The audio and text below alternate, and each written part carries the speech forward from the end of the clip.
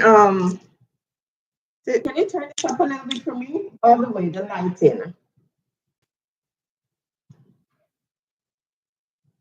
Is this fine? Oh, up, all the way up. That's yeah. As far as you can go. Yeah, it was slow. It was low.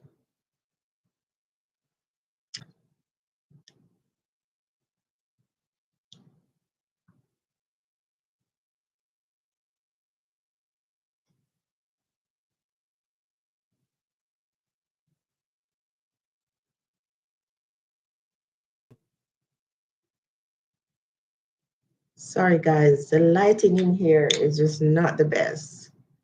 Hopefully, you guys can see me. Is it Anya, Barrett, and Trina? Bless up yourself. Just gonna wait. I always wait for about 20 persons to get here before I start chatting, but you guys can talk to me in the meantime.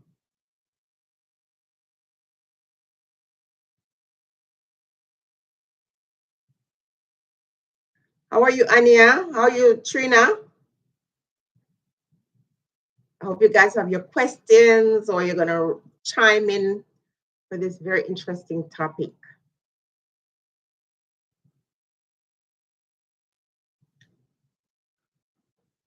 Hey, bless up yourself, Freedom Wife. Yes, great. I sent out a reminder not too long ago. I'm glad you found it, Freedom.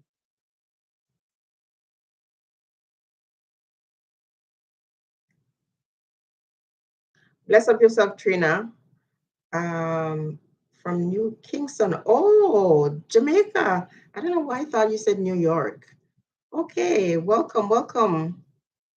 Thank you so much, Trina. So I hope you guys have your questions or you're gonna chime in for this topic, because we were talking about relationship. I think I put the topic in I'm married, I married a demon. And the question is every marriage ordained by God? So whenever people are in bad relationships and they don't want to leave, they often say, they're praying about it. And people, especially church people, love to tell them to stay. And I'm going to share a little bit of my story, in case it helps somebody. A lot of people who are Christians find themselves in bad relationship, taught all kinds of nonsense. Yeah. Yes, I thought you said you were from New York, but when I look closely, so you live in New Kingston, Trina? Are you live in Jamaica or are you just visiting? And guys, those of you who just came in the live, can you please press the thumbs up button just so that the notification can be sent out? Oh, that's very interesting, Trina. A divorce lawyer. Oh, wow. Very, very interesting. Can you guys touch that thumbs up so we can have a few more persons join us? It's Saturday and a lot of people are busy. I would rather spend their day just watching some live, but maybe the topic might, bring them in. I'm going to take my time with this one. Okay. Well, bless up, Trina. New Kingston is really nice. Can you guys put the thumbs up for me? I have 7 persons and 5 likes. And yeah, trying to see if I can get a few more. Maybe you can share it. You can share the live so we can talk because it's a very interesting topic. And the last few weeks I spent talking about Chrissy and her situation, and so many topics came out, topics within the topic. And at the end of the day, we're women. We're all women, and men watch my channel as well. So I want the gentlemen to feel welcome to share their story. If they have opposing arguments, they can bring them. But as women, I think we should stick together. And as older women, we really should encourage young people Thank you, Freedom. Excuse me, guys. Cannot see you. Okay. Thanks for sharing. Yeah, you guys can chat to each other in the meantime as well. Um, everybody, every woman at one point or the other, I'm pressed to find a woman who met a guy, fell in love, married that person, and stayed with that person for the rest of their life. That would be the ideal situation. That's what I wanted for myself. Thank you so much, Freedom Wife. Thanks for the donation. Yeah, most women would want to stay with the first man they ever slept with, or gave their heart to. It's not impossible for a woman to be with one guy for the rest of her life, but it is almost impossible for a man to stay faithful to one woman. So in this, I want people to understand that when a man cheats on his partner, it's not because you're lacking anything. And it's not every time a man cheats on his partner that a relationship has to end. Okay. But in our day and time, we have to decide as women what is our boundary, what is that ultimate thing that will make us say, no, I can't carry on with this relationship anymore. And what role did I play? Because listen, it takes two to tango. And sometimes a relationship isn't working out, and you have to look at yourself too to say, okay, what am I doing wrong? But we're not going to ultimately take the blame for the relationship not working out at all times.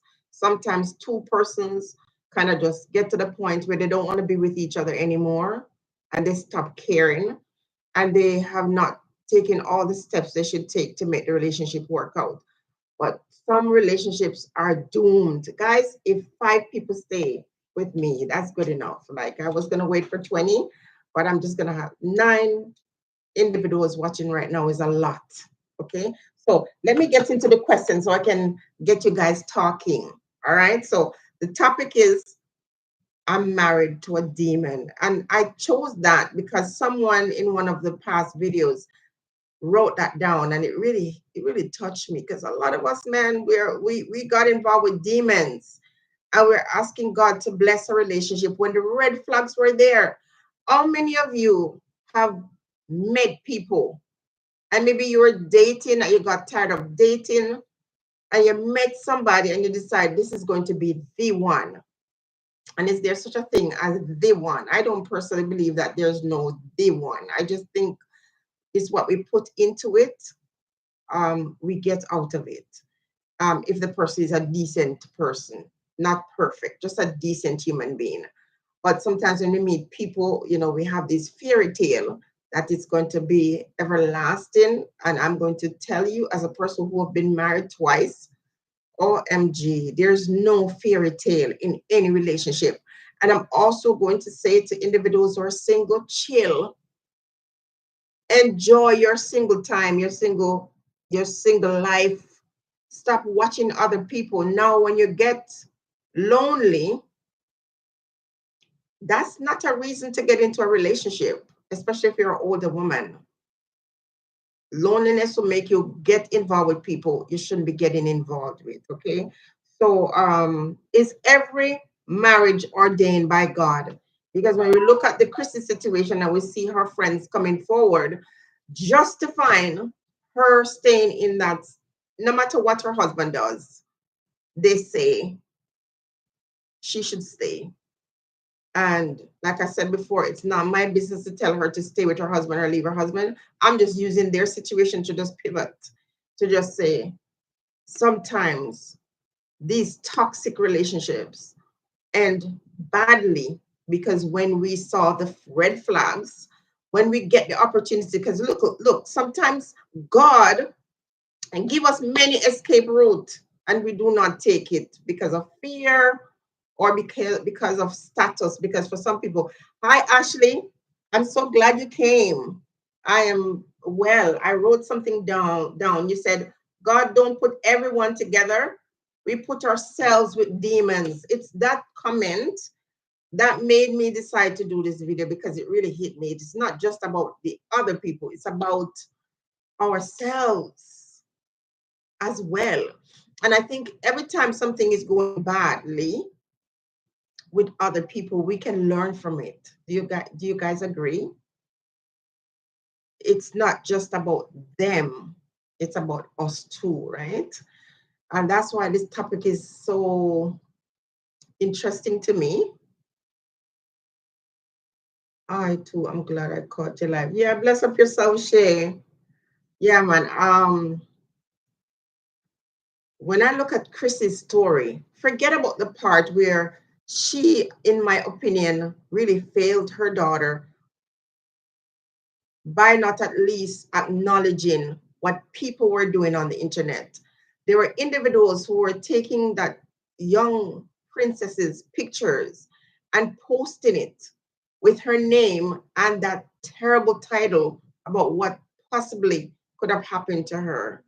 And regardless of what she said, with people telling her, don't come out and say anything, it shocked me that a mom could fold her arm and see her baby picture. This is not some cartoon. This is a picture of your baby being posted and people saying all these horrible things, and you said nothing. Okay, so it's making me ask myself these questions and reflecting about bad relationship, bad marriages. All right. So my question to you is, what is the worst relationship you've ever been in when you look back? Because I'm sure the 9 persons that are here, you would have had at least one bad relationship. And if you didn't learn from it, you probably have several. I'm going to talk, I'm going to share my own story. So, because sometimes you have to tell your own story, you can't tell anybody else's story. I was with my first partner for 15 years. Yes. We dated for 5 years before we got married, and we were married for 10 years. Shay, are your current marriage, is it good? Everything going well with it? Yeah. So again, I'm going to talk about the church, the role of the church, and how terrible this whole thing about not getting a divorce. It's the worst thing that they could do to women. Absolutely the worst thing, because they're telling you that no matter what happens in the marriage, you must stay. Oh my, Shay. Wow. Listen, no matter what is happening in the marriage, you are supposed to stay with this person if you're a Christian. And therein lies the problem. That's why I had to do the video yesterday to talk about the whole idea of not getting a divorce or people not saying anything.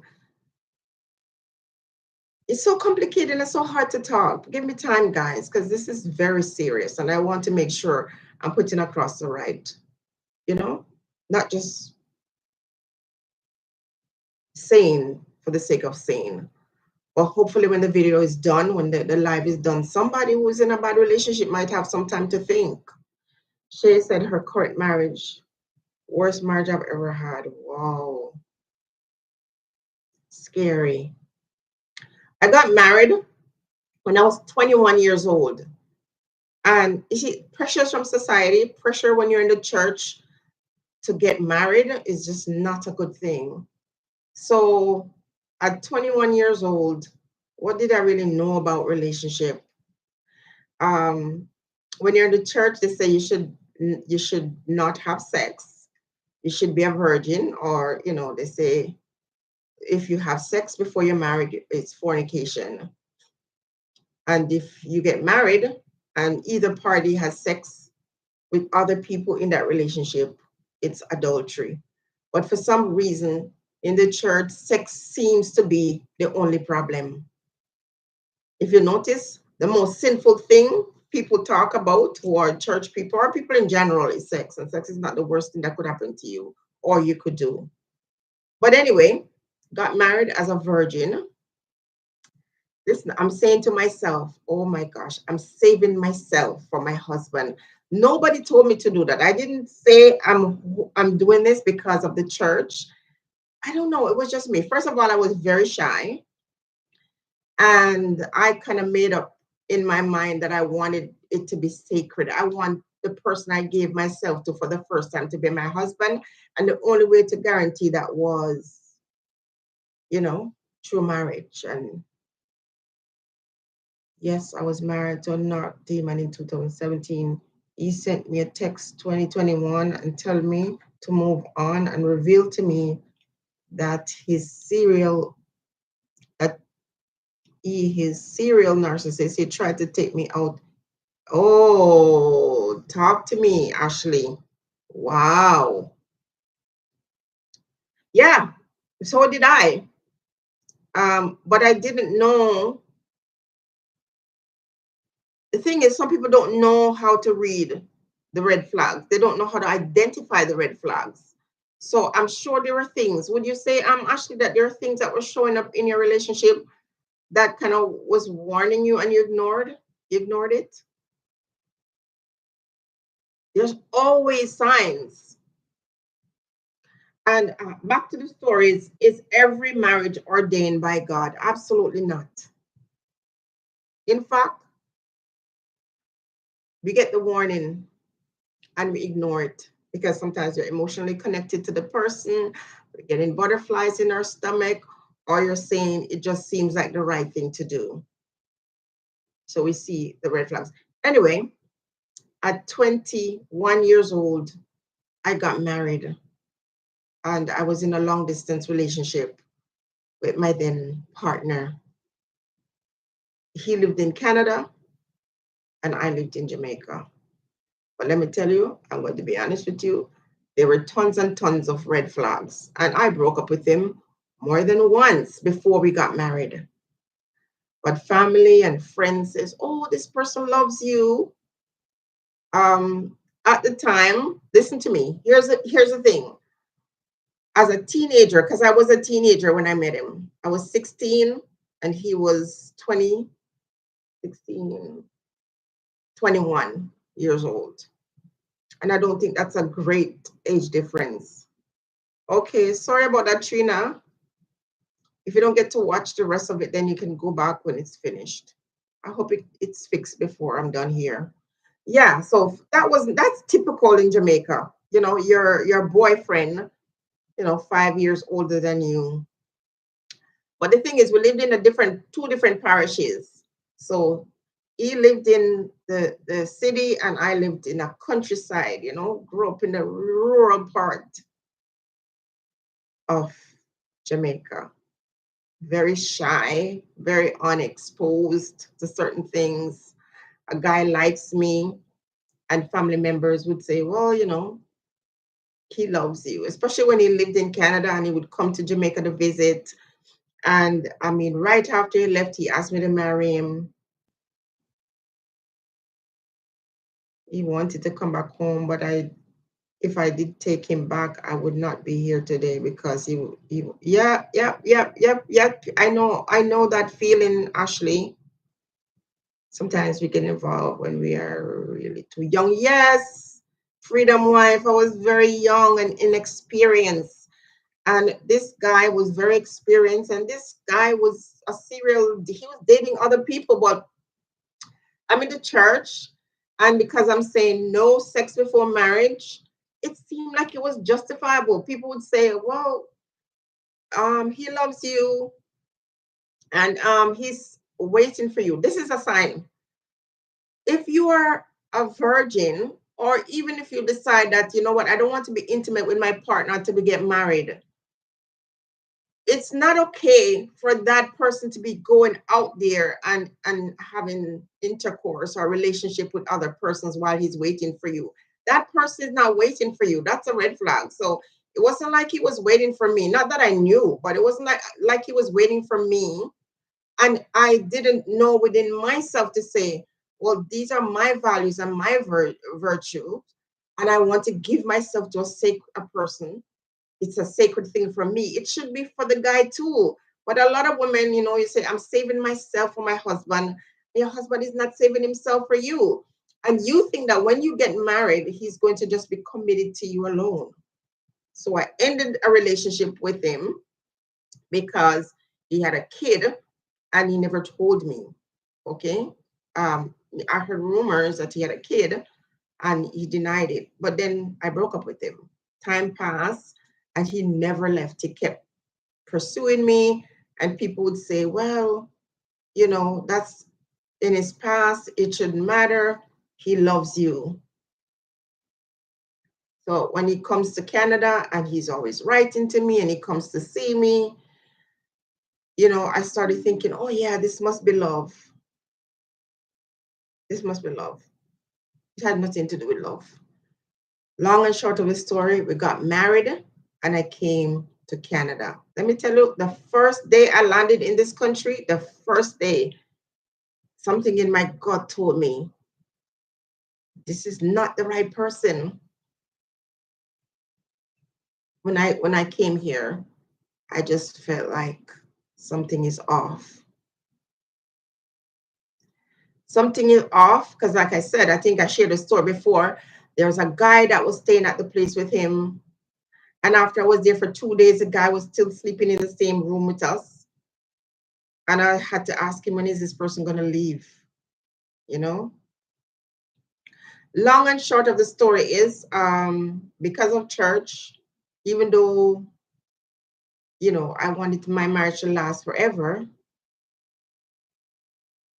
Exactly. Listen, this is so hard to talk about. It still bothers me. I mean, that was like, I've been remarried now for 18 years, but even telling that story is so disturbing. And I think if you guys see me going back and forth, fluctuating with feeling empathy for Chrissy and at the same time, giving her a hard time, it's because I know that sometimes when you get into relationship with people, after a while they beat you, not just physically, but mentally, where this isn't the right person for me. That person constantly do things to hurt you, and you still want to see goodness in them, and you still want that relationship to work out, especially when you start to bring kids into it. After I came here, I conceived right away my first child, and some horrible things that I have to think, because I just don't want this to be just about me. Horrible things happened to me, to the point where I'd say weeks after I came to Canada, I really wanted to move back to Jamaica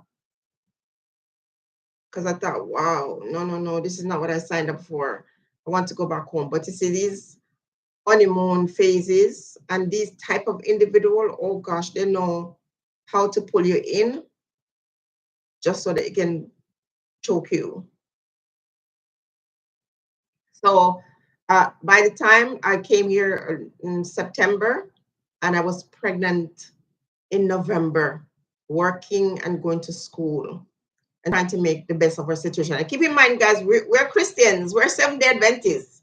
This is why I was so disappointed, because after he decided that he was going to go into the church, I started to let my guards down, saying, yeah, we're on the same page. We want the same thing. Guys, 33 of us are here. Can you press the like button so we can get some more persons to join? Maybe somebody need to have this conversation. Maybe somebody need to hear this. And I'm slow to really get into it. Yeah. So new country, I don't know anyone, no family, no friends, and I'm a very hard person to get close to. So even though people are at the church and are reaching out to me to say, come visit us at our house or something like that, I didn't. I just kind of stayed to myself. I go to work, go to school, and just, wanting to build with my partner. Um, I was working $6.50 an hour. And at the time, he was making $11 an hour. And that was a lot of money. We're talking about 89, 1990. And when I conceived my first child with my $6.50 an hour, I was paying half the bills. I was buying half the groceries. And I had to prepare for the new baby that was on the way all by myself, my $6.50 an hour job. I remember when I was about 7 months pregnant, I was passing this Indian store and I went in there to go buy some maternity clothes. Oh, wow, Ashley. Yeah, I went to get some maternity clothes. It was $10 for the dresses. And I used to wear a blazer over my clothes because my clothes were so tight because I had no clothes that my body could fit. And even though he was my husband, he wasn't doing anything. So I went into the store and the dresses, I picked out 3 dresses and I didn't have enough money to purchase it. And he told me to put them on layaway, even though he had more than enough money to pay for those dresses for me. So I started looking at him. I started feeling so disillusioned. He was so, when you say mean, like mean and selfish. So I had to put those dresses on layaway. My daughter was born in August of 1990. So, 7 months pregnant, and I'm purchasing clothing for her, buying, just preparing for your baby, buying, I remember buying a crib from a friend. And at the time, the crib she sold me the crib, a used crib for $100. Now I think about it, I'm like, boy, this girl was wicked. She sold me the crib for $100, and I was doing everything to prepare for this new baby. About maybe a week before she was born, he threw a shoes and hit me in my stomach, in my pregnant belly. And I called the police. 4 years now, I'm free from him, and I never look back. Good for you. Good for you. Yeah, he hit me in my stomach with a shoes. I called the cops, and when they came, I remember it was a male and a female. And I remember they said to me, "You can't stay with this guy. This is not a good person." If someone could see his wife at the end of her pregnancy and do something like that, this is not a good person. And they told me that this is Canada and we have resources here. You don't have to stay. You can leave. And so on the day, listen, all my kids are born, I'm induced because I don't produce what is called Pitocin. So I don't go into labor by myself. I have to get that business, that chemical that gets you having a baby, right? So on the morning when I was scheduled to go in for my induction, he was in the bed with me. I got up, I got dressed, and I took a cab. When I was in the taxi driver asked me, "Why are you going to the hospital by yourself?" And he said, "Are you single?" I said, "No, I'm married. I left my husband in the bed." I didn't wake him up because he showed no interest in me in terms of my pregnancy, even though we lived together. No doctor's appointment he went with me.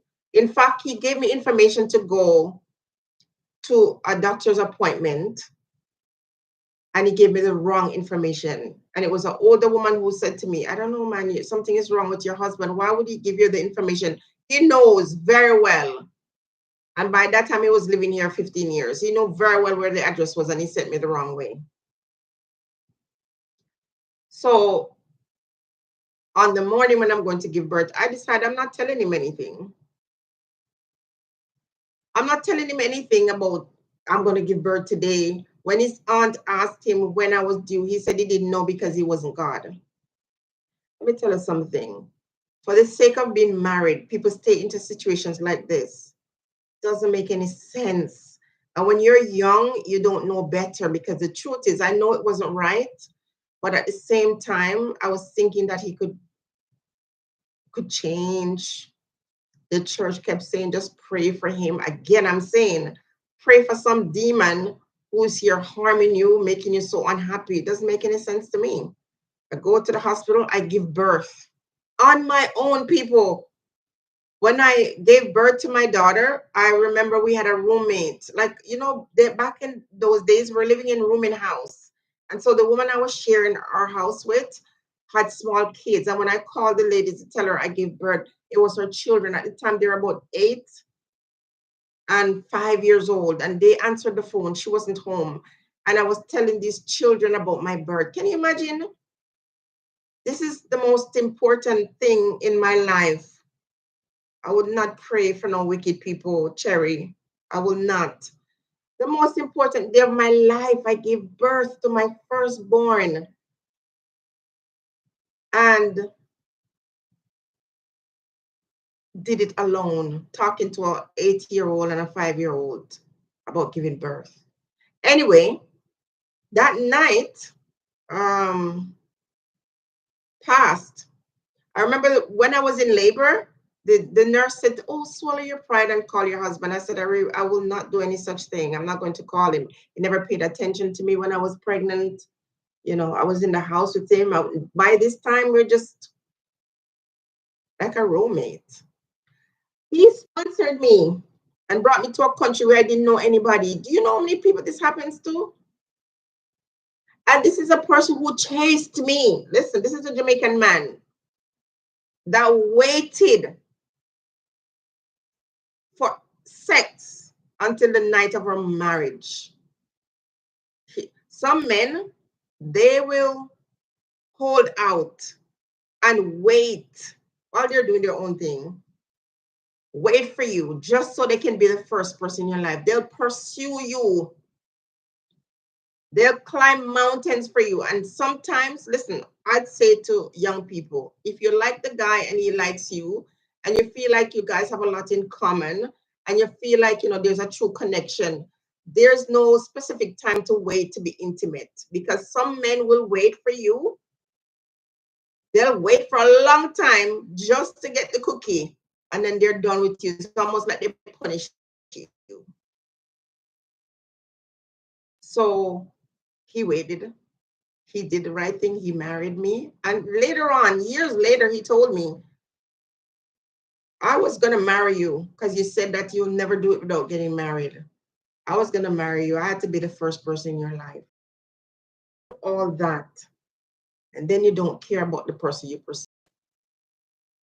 So when I gave birth, like I said, the first day I spent in the hospital by myself, the next morning I got a phone call from him. And he said that in the night, when I didn't come home, and he asked his brother where I was, the brother who was visiting at that time, told him that you should be ashamed of yourself because she went to give birth to the baby. But when I think about this, it's really awful that even you as a brother knew I had no family here and you didn't come to the hospital to see me. And he has other family members that never reached out to me or whatever. One of my classmates came to see me on the day that I gave birth. No, the day after I gave birth, and she brought food for me, guys. Listen to this. When I say I was married to a demon, I was. She brought food for me the next day.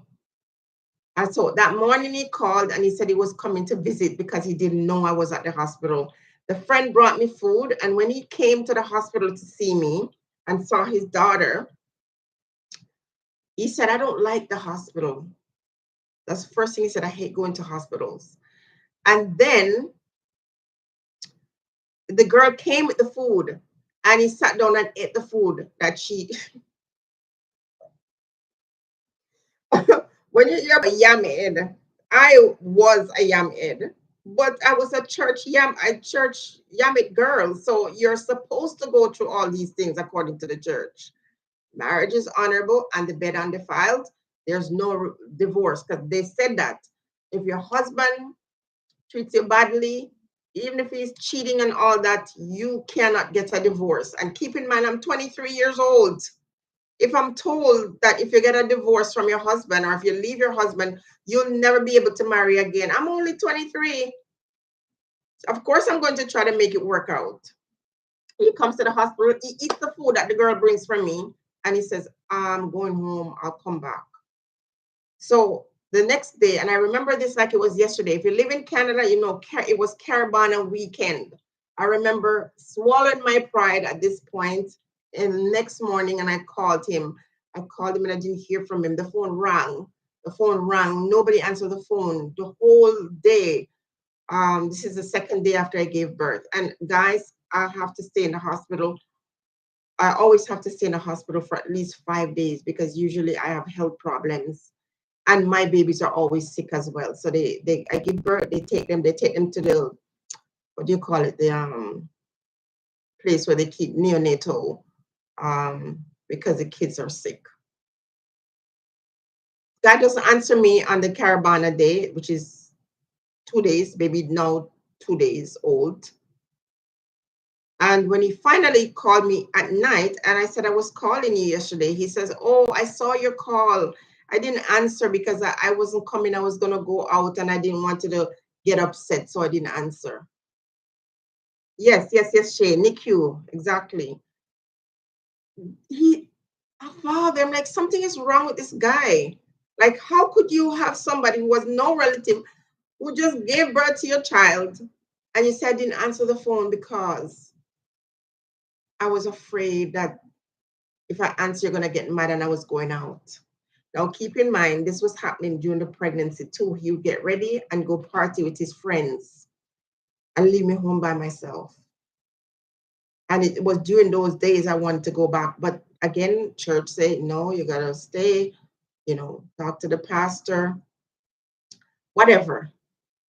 So when she was born, after he didn't come to the hospital to see me, except for that one time, and I was there for 5 days, people, someone at the hospital said, you're married and I don't see your partner here visiting you or whatever. Is everything okay? And I just started bawling. And she gave me this number, a business card. Press up the like button, guys. She gave me a business card and she said, call this number. They have what you call shelter. Them time I never heard nothing about shelter. But I remember when she gave me the card that the policeman had said the same thing too, to say, there is a place where you can go. And keep in mind, I looked very young, guys. I was 23, but I looked like 17 because I used to get dirty looks on the bus. The older women used to look at me when I was pregnant. They thought I was a teenager. So they would give me the bad looks. But anyway, I decided I was going to go home and give it another try. Oh my gosh. Yes. I go home and guys, I'm so stressed. I'm so depressed and I'm not the type of person to tell my family back home what's happening to me. I'm never the type of person to share my story while I'm going through it. So I kept it to myself. But just imagine 22 years old, you know, in a new country, no family, no friends, and going through all this stuff and working. Oh no. Hold on. Oh gosh, my life almost ended because my battery was dying. Yeah.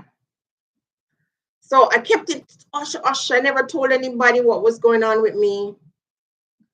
But like I said, when I go home the next day trying to see if I could make this work out, I remember I got everything for the baby, but I didn't buy any diapers.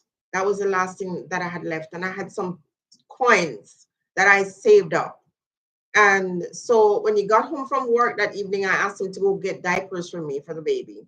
And he never came back until the next morning.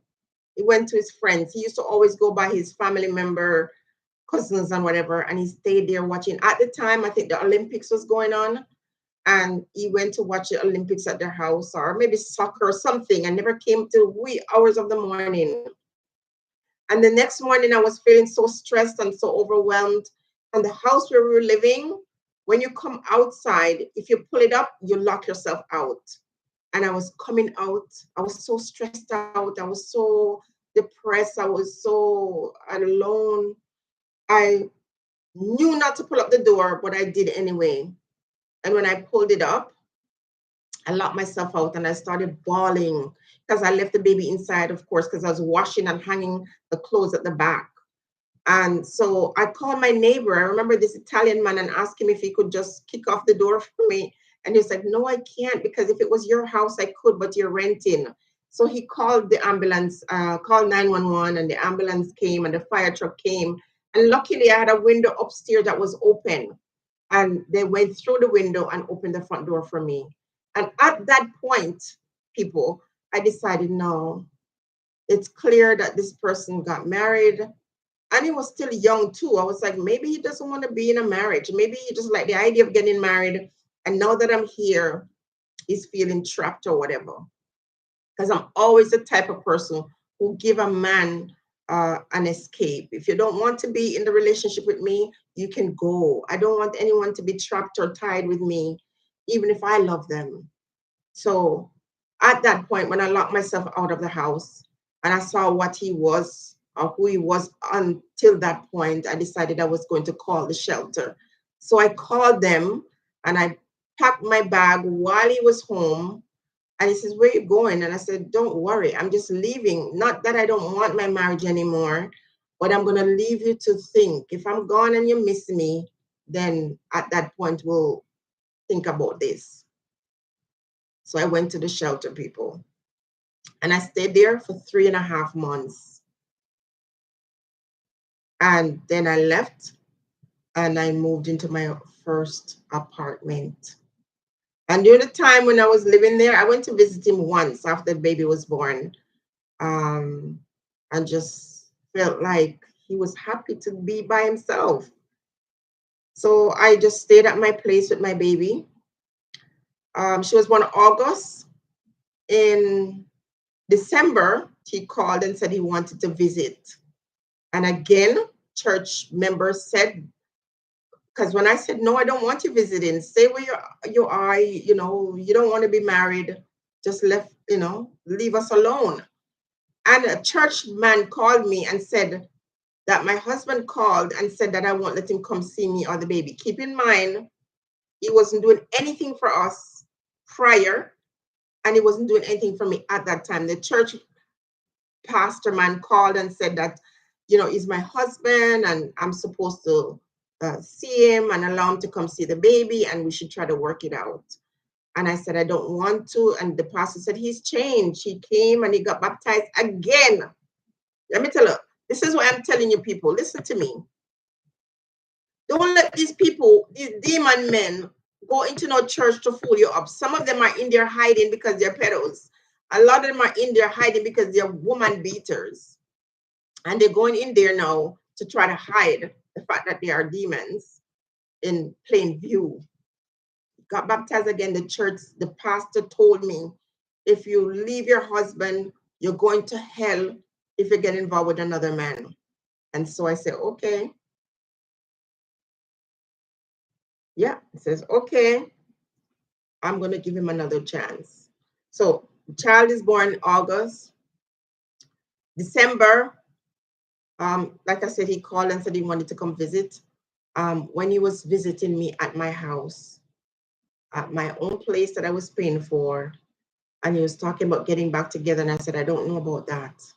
Even if I was going to me, you would have to prove to me that I should take you back. And guys, what happened to me that night, OMG, I almost lost my life because I said to him, no. So we were separated again because of that situation. And another time I'll talk about that. And pressure again from the church. And I decided to give it another chance. And the truth is, by this time, my self-esteem is shits, to be honest with you.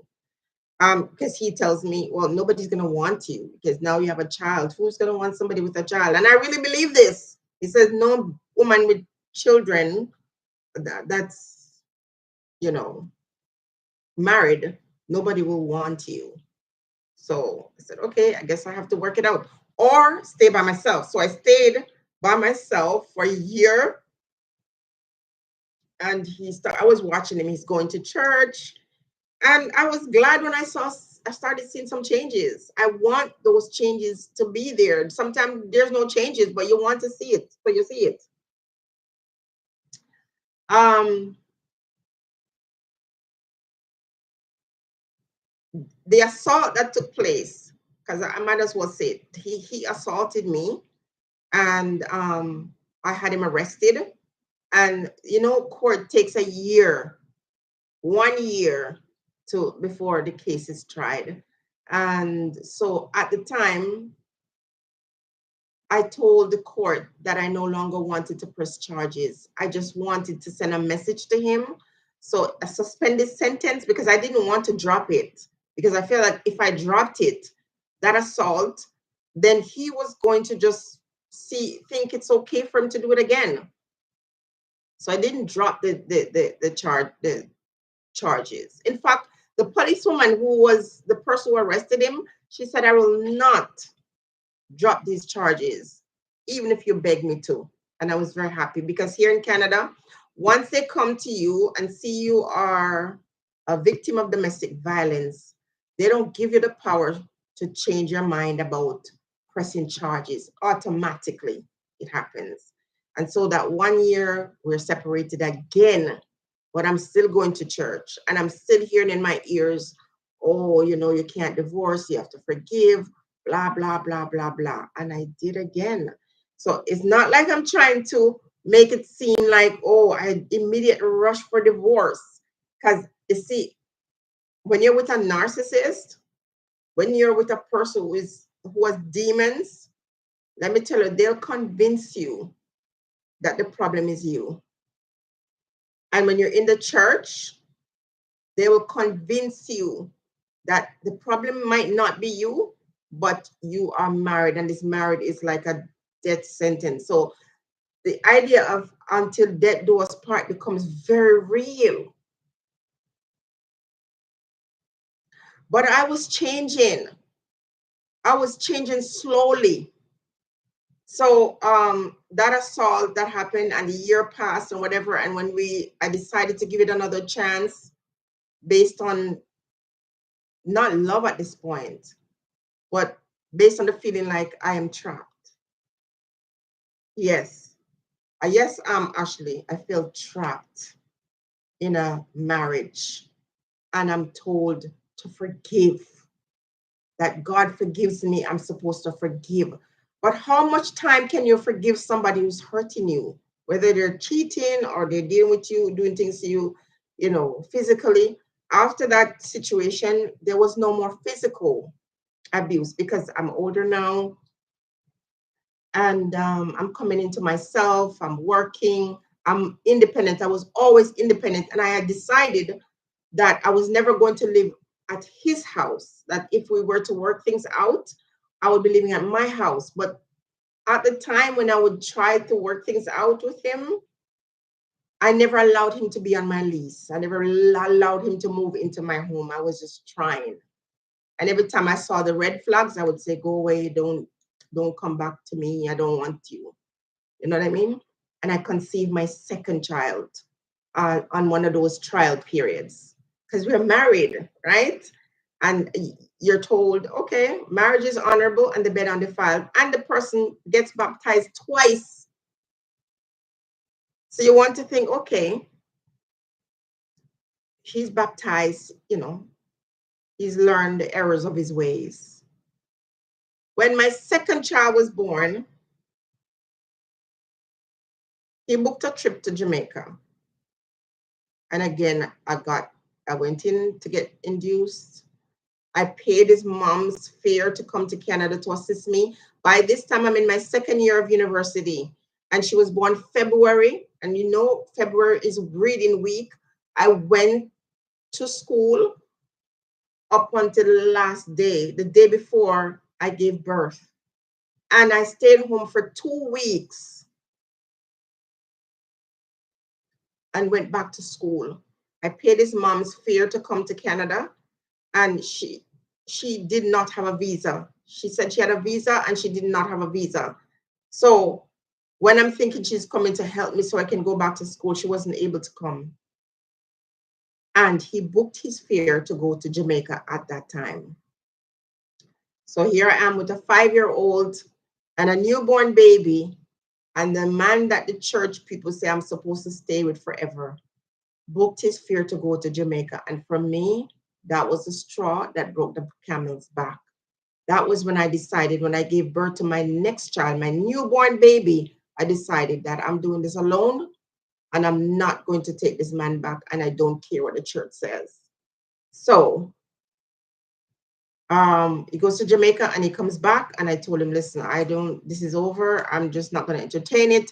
You can have a relationship with your children, but as far as we're concerned, nothing can work out. It's over.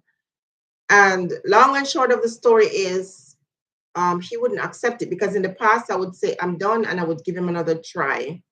But this time I was serious. And so he started threatening me. And in another episode, I will share how I lived for 5 years with a restraining order against the man that I gave my virginity to and 15 years of my life. But here's the thing. Here's why I have no patience with Chrissy, because there was physical violence in her relationship as well. And, infidelity and all these things. I chose my children. I decided that I didn't want to be with this person anymore. And at first I said, you can have a relationship with your children. But he told me, I love you more. He said he loved me more than he loved his own kids. And I'm like, no. Mm-mm. So I moved. I completely uprooted my life and moved from where I was. And but before I moved, and the real reason why I moved when I did is because he started stalking me, started coming to he didn't know my workplace. I was smart enough not to tell him where my workplace was. And I am married, and I don't even know if I would tell my husband where my workplace is now. Truthfully speaking, like, I'll tell my husband maybe the name of the company or something, but I don't think I'd tell him, because that's scary for me. I have trauma because of that. I never told him where my workplace was, thank goodness, but he went to my daycare and he would come to my apartment. And so I moved, and I had to get a restraining order against him. I filed for divorce. I chose my children. My kids had not seen any physical violence, but I was not happy. And I decided I was ending the marriage. I paid for it. I filed for divorce. And he thought because he didn't sign it, I wouldn't get it. So I got my divorce, and I literally lived in hiding for 5 years. OMG, when I think about it now. That's why I said, and a friend told me this, an older woman said to me, you're going to have to make up your mind to uproot yourself from your home. Your children have to move from the school. They have to move from the daycare. You're just going to have to move and start over new. I was under the impression, because when you have these demons that you're married to, they manage to convince you that, number one, you need them even when they clearly can't do nothing for you. Or if you leave them, you'll never be alive. It's scary, because they use intimidation to get you to stay in these bad situations. But I chose my kids and I moved. Completely different place from where I was living. I lived in fear. I really lived in fear for a number of years, until I just got to the point where I said, okay, I'm not running anymore. Okay. So I too was married to a demon. But here's the thing. Once I left, I was so happy to be free from this demon. I was so happy that I remember going to my bed at night and giving God thanks that I did not have a man. And I met a bunch of people. And I never went on a date until like 6 years after I was divorced. I was so happy to be free. And I was saying, I'm never going to make that mistake again. because I married someone that I didn't really know. I married someone because they asked me. It's not because the person asked you to marry them means that you should. You understand? Ashley, I hope that's not the case. But I see the red flags as somebody who's been through it. And someone seeing this live will say, oh, that's why she's talking these things. Well, yeah, that's why I'm saying these things, because when you're older, you're able to recognize the signs. Yes, it's very scary. And a man that loves you will not constantly put you through those kind of things. They would fear losing you. A man that feel like I can do all these things to you and you still stay will never respect you. You understand? Never, ever, ever. That's my nightmare story in a gist. I stayed single for 10 years until I met my current partner. All right. So I'm going to pause that for now. So I asked, what is the worst relationship you've ever been in? And how did it end? I just shared mine with my first relationship, my first marriage, and that's how it ended. Do you want to end? Is there anyone here who wants to end a relationship but don't know how? And again, for me, that was, I'd say, the last 3 years of my marriage. I wanted to end it but didn't know how. I would break up and I would get back together because of the pressures from the church, or I would start feeling sorry for the person who was victimizing me. Because sometimes we have Stockholm syndrome. We love the people who are doing harm to us. And we think that they need us and we can't abandon them because they know how to, you know, mind control you. Yeah, I was blind. I was seeing all the signs. This isn't right. I made the wrong choice. I remember one day looking through some of his things and saw a letter from his ex. And I was so upset at first. And then I thought to myself, I don't really know her. I don't know anything about her. Is it possible that, she was a victim of this guy too? But she in the letter, she was saying she wanted him back and this, that, and the other. Um, I started feeling sorry for her. And I realized that he wasn't taking care of his kids. So I took that on, starting to send things to Jamaica for her kid. And this man just had no conscience. He didn't really have any emotional attachment or any emotional intelligence. Guys, be very careful. When you're dating somebody, communication is very critical. And when you're with someone who is not affected by anything that happens to anybody, it's a big red flag. Anyone who is not attached to the children that they bring into this world is. Because if a man loves his family, that even if he's thinking, every man see a woman that they would want to get involved with in a sexual way. But guess what? Some men don't, because of how much they love their family. So any man who's not attached to his offspring, this is what I'm saying is, if you're dating somebody and he has children from a past relationship, be very careful. Think carefully about how you get involved with him, because there's a possibility that that's a sign. I'm not saying that relationships can end, but you have to do your homework and find out what happened between them. Is he a runner? Is he the type of person who will just give a woman a child and just abandon her? These are things, these are signs. And a lot of women feel like, okay, well, it didn't work out with the other woman. I'm different. He's going to treat me better. You have women having an affair with married men and think to themselves that if that relationship ends, the man is going to be with you and is going to treat you better. And that's not the case. Whatever he does to the other person, he will do it to you as well. Okay. Question. The next one I had was, did you sleep with your enemy? Are you sleeping with your enemy? Sometimes these type of men hide who they really are. Yes, but sometimes it's hard for them to hide the things showing, and in your gut, you feel it in your gut. Something tells you something is not right. The time when I broke up with him before I married him, that was sign. And again, I allow people to come and say, no, this guy really loves you. He lives in Canada and he's, writing letters to people and begging them to talk to me about, giving him another chance and all that.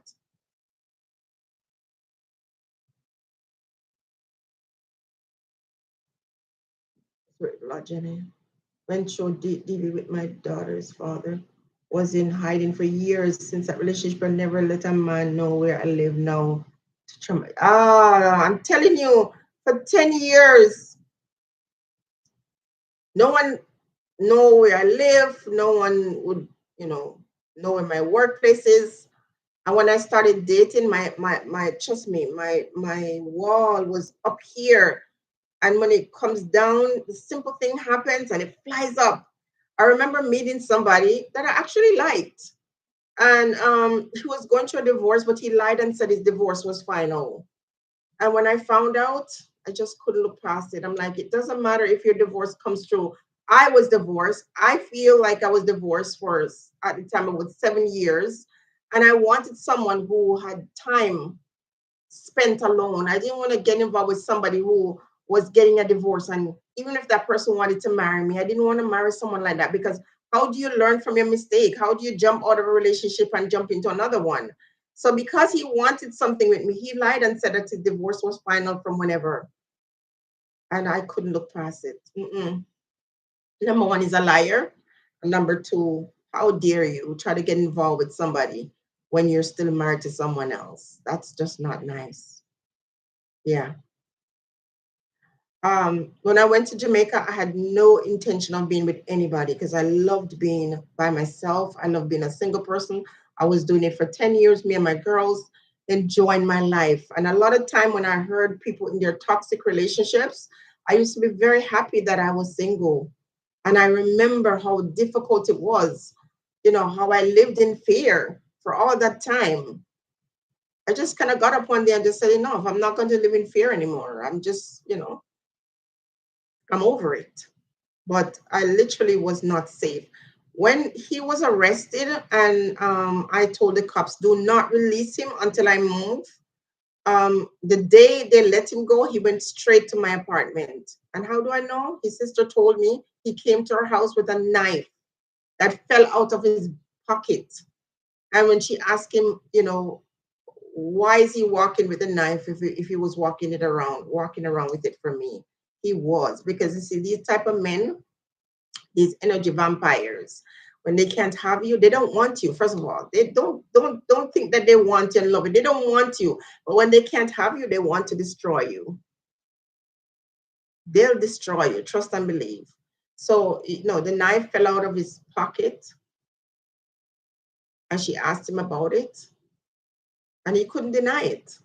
He went straight to my, even though he had a restraining order, he went straight to my apartment. But by that time, I was long gone. And eventually over the years, things happened to him, and even I helped him without him even realizing that I did that, because I didn't really hate him. I just chose me, and I chose my children. I didn't want them to grow in an environment that was toxic. And I didn't want to stay with somebody that I didn't love, because I can't love somebody who abuses me. Bless you, Mrs. Jen. Bless up yourself, Jordia. Just sharing my story, asking the question to people, if they're married to demons, and how do you recognize when you're married to a demon? And also, is every marriage ordained by God? So that marriage was not ordained. We were unequally yoked. Not because I was a church girl and he wasn't, because I wasn't a church girl at first. I was with him, then I went into the church. And then when he came to visit Jamaica, I'm like, anything that we never did before we're married, we're not going to do it now. So I think it was just exciting for him. It's so strange that one of my church sisters from way back then, I ran into her recently, and she was telling me the story about how he was telling them at the church how he married this woman who was a virgin. He didn't want these Canadian girls, but he was sleeping with the Canadian girls. He said he didn't want the Canadian girls because he has a nice virgin lady that he married. Good night, Karen.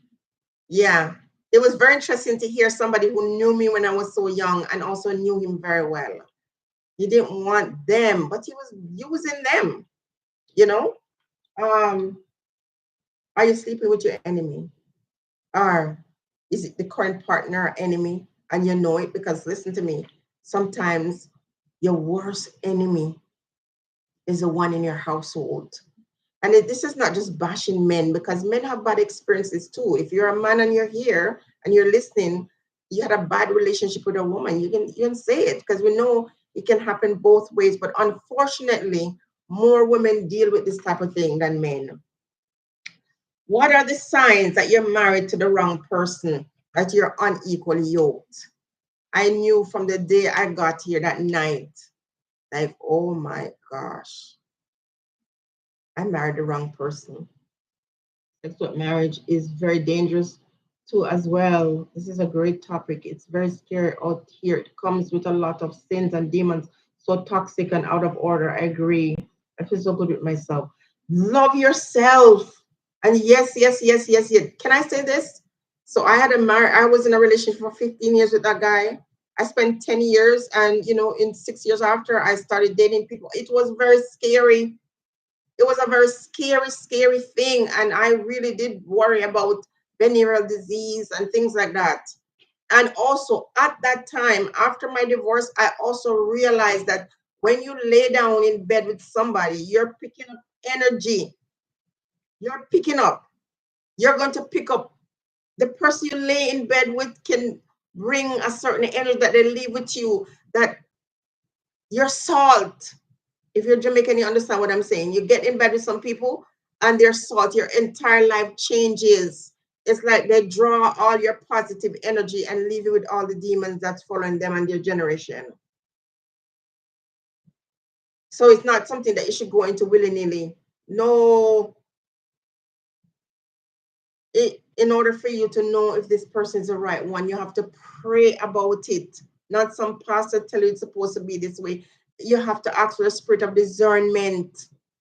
And when the dreams, let me tell you, sometimes dreams will come to show you the person as a serpent, to show you the person as the wrong one for you. And if you don't understand these things, OMG. I lived in fear, but I would have preferred that than being with the wrong person. Do you understand? I chose me.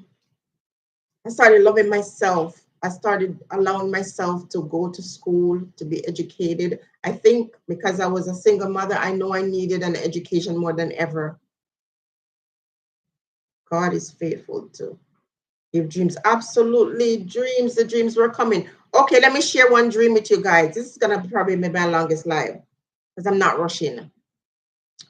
I remember when we were separated at one point. I was living in the apartment, and I remember dreaming that I woke up and I come out of my bedroom and the hallway leads to the kitchen. And when I come out, I'm standing in the hallway. My bathroom is on my left and the kitchen is on my right.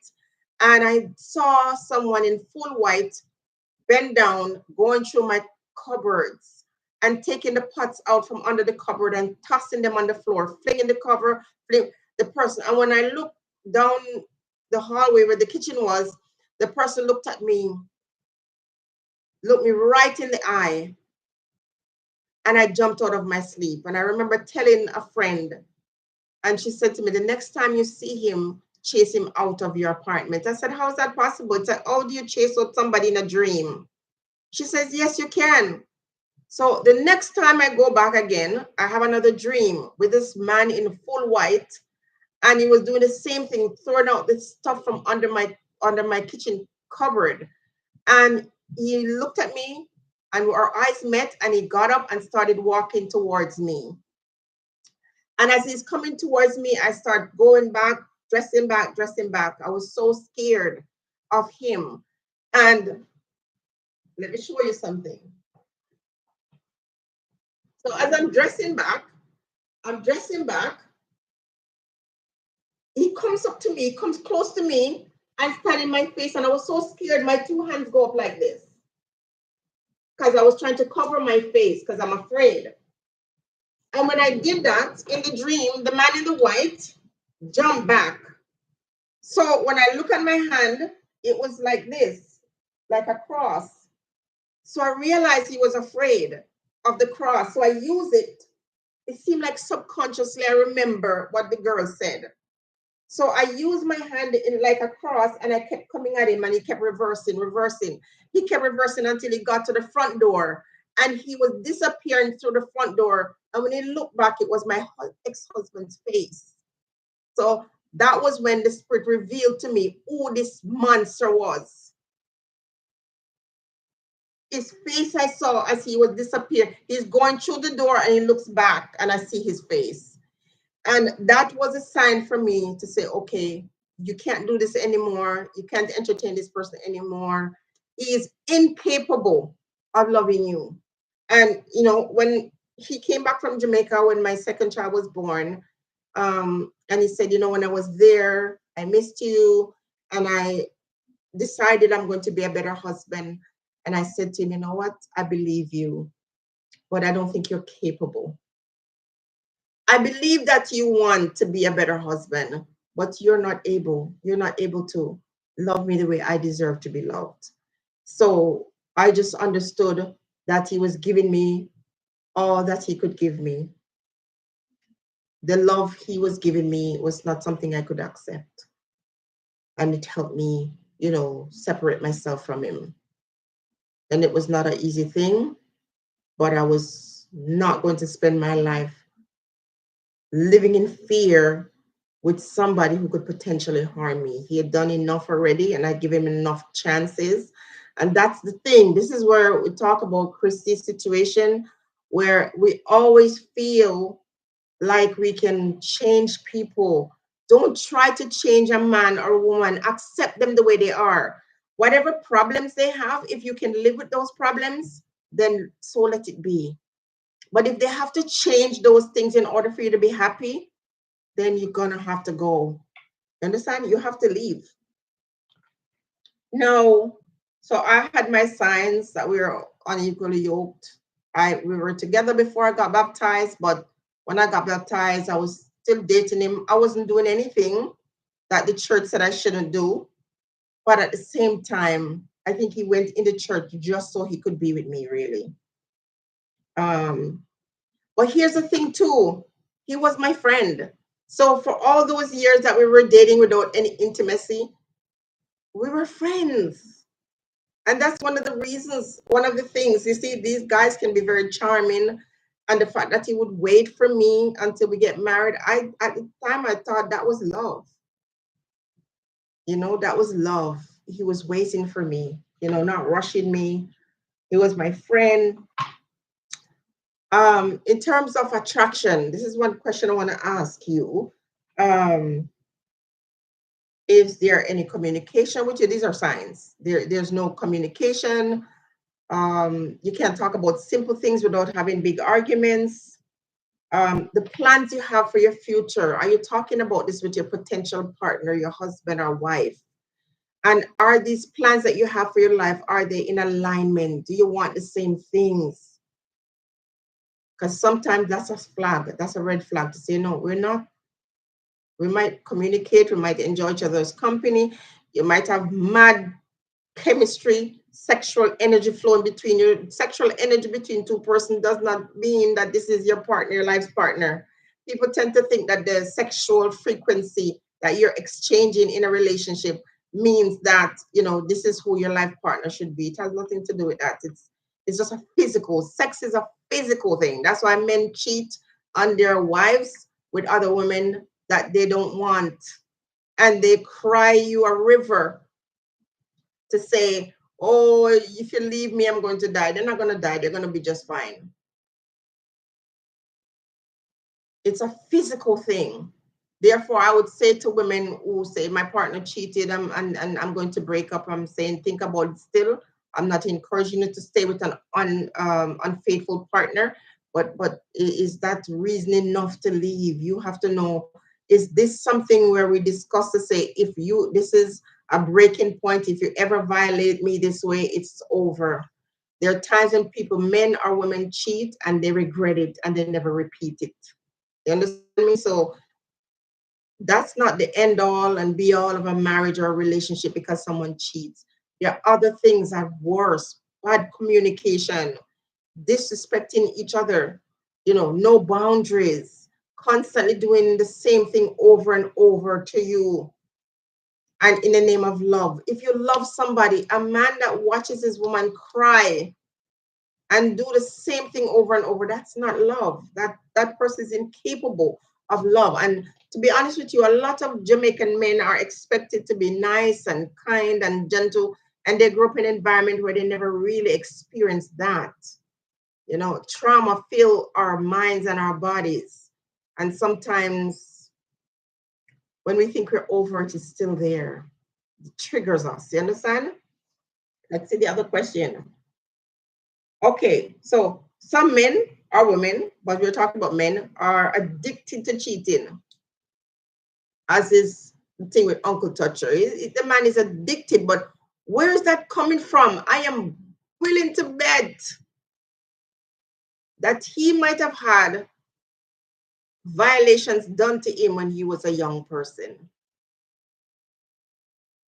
And he might have had some trauma that is internal. So we talk about mental health recently. A lot of people have mental health issues separate and apart from what he might experience as a person in the military, from childhood traumas, because they don't acknowledge. When you're a boy in Jamaica, for example, you're not allowed to cry. There are certain things that some people in different cultures would allow their boys to talk about. You have to keep these things buried in you. And then you expect that person to come and be a good partner, a good husband, a good father, when they never grew up with a father. That's not to say if you didn't grow up with a father, you can't be a good father. I'm just saying that these are things that you're going to have to train yourself. You're going to have to learn how to be a good father, a good husband. And no matter how much you pour into these individuals and you want to love them or whatever, you can't make them something that they're not. And then when they have a bad spirit or energy attached to them, they will destroy you even as that thing is destroying them. Do you understand me? What about honesty and dishonesty? If your partner is a liar, it's a dangerous situation to be in. Listen to me. If the man is a liar, as they would say in Jamaica, it's the worst thing, because they look you straight in the eye and they will lie to you. And it's very dangerous. So trust is very important. Can I trust you? And once you violate my trust, I'll never trust you again. Having been married twice and understand that marriage is work, but with what I've shared with you guys here, having that past, it was difficult for me to meet somebody and give my all. I couldn't. I had to save some for myself. 1 Corinthians 16, it says, flee from sexual immorality or other sins a person commit outside the body, but whatever sin sexually sin against their own body. Yeah, I agree. But I don't think it's the worst thing you could do. It's not the worst sin. I think the church focuses on that. Yeah, real. It's not, but yeah, I know sexual energy. I know people who are involved with other persons who behave in a certain way. And I know it's because the energy attached to their ex-partner is still within them. There are times when you date somebody or you're married to somebody, and when the relationship ends, it doesn't matter how many people you meet, everything is going well, and all of a sudden they're gone. Is that energy that the person picks up on it and doesn't probably have the language to say, when they're with you, all of a sudden they're driven away. Yeah, they're still attached. Their past partner is still attached to you and turns off everybody. So you've been married, and the whole time you've been divorced, you don't have another relationship that works out. You understand? Yes, bless up yourself, Empress. How you doing? Yeah, and you're talking about asking individuals if they're married to a demon, and if every marriage is ordained, if God is in every marriage. And sometimes we have relationship with people where there's this chemistry, years pass, and you reconnect because there's a real those relationships are, forged in love, you know, but some relationships are forged in the pit of hell, right? My first marriage was forged in the pit of hell. My first two children, I am happy. I love them very much. But the truth is, I don't regret having them. But what I'm trying to say is, it is what it is because of what it was. But if I had someone teaching me, and I shouldn't say that, because the truth is, when you're young, the older people will tell you things and you don't listen. Because I was about to say, if you had someone teaching you, it's a big lie. When you're young, you don't listen to people, because guess what? One of my best friends from Jamaica, our grandmother asked me this question when I was going to get married. And she said to ask me if I knew that sometimes your wedding shawl, what she says, your wedding gown could become your shawl.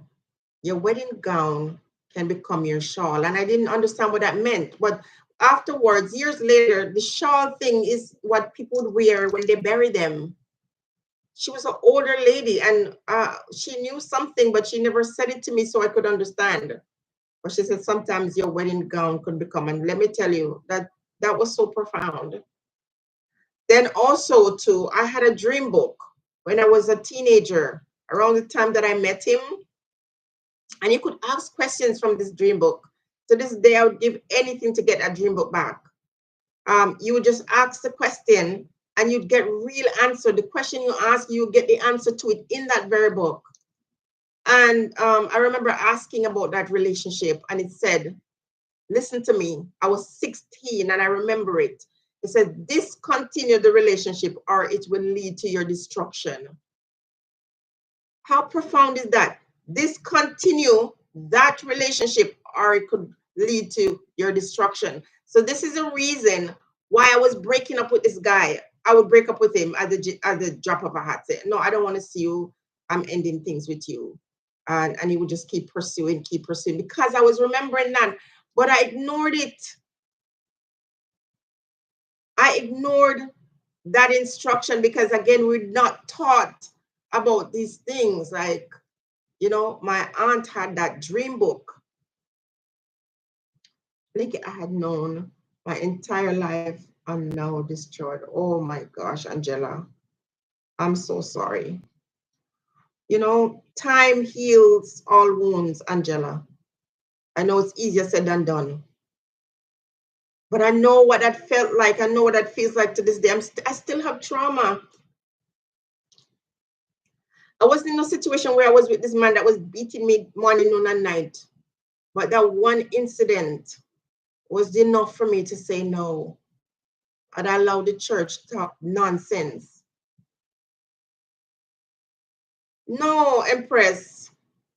It never lies. That little voice, I always said the spirit never lies. It never lies. The truth was in front of me.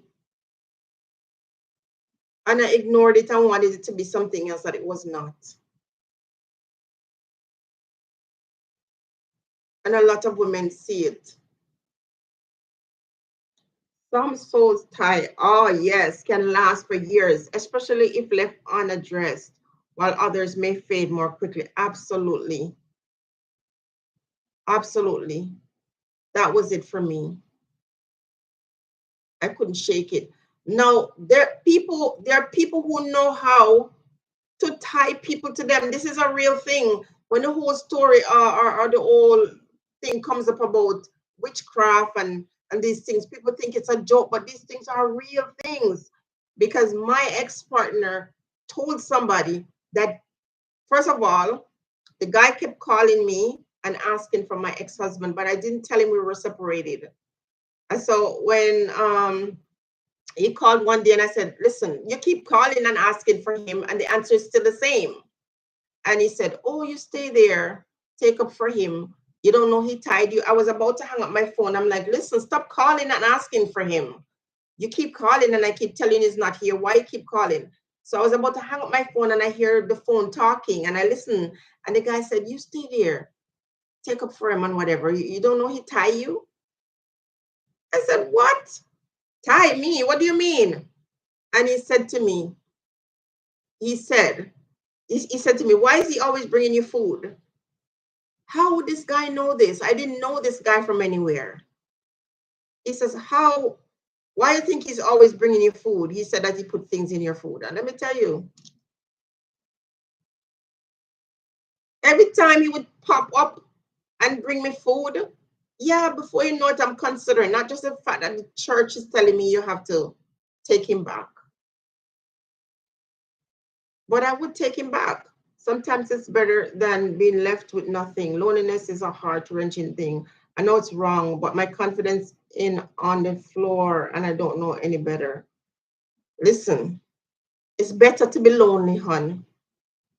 Angela, it's better to be lonely.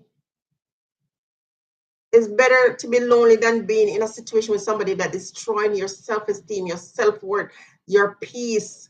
Let me tell you, peace is most important than anything else. In my relationship with my partner, I said peace.